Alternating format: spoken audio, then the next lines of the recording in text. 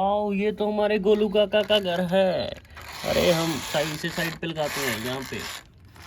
ये देखो dumper truck. अरे डंपर नहीं, अरे आज हम गोलू काका को हमारे सैर कराएंगे इस पे। ये देखो, वाह कितना अच्छा। ये देखो कितना अच्छा एरोप्लेन है, वाह। अरे इसकी तो टक्कर हो गई थी।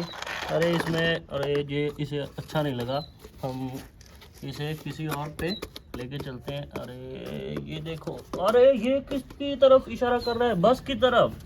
आज हम इसे बस पे बिठा के सैर कराएंगे। ये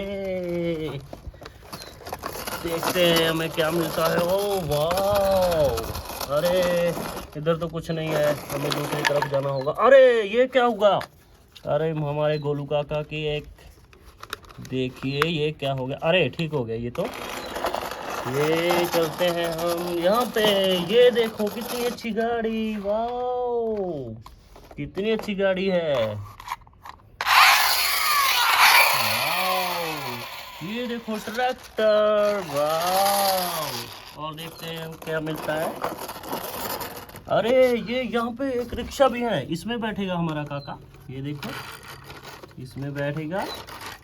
ये बैठ गया और हम इसे चलाएंगे। अरे यार बैठ जाओ तुम, इतना तो। ओ वाह, अरे ये तो गिर गया।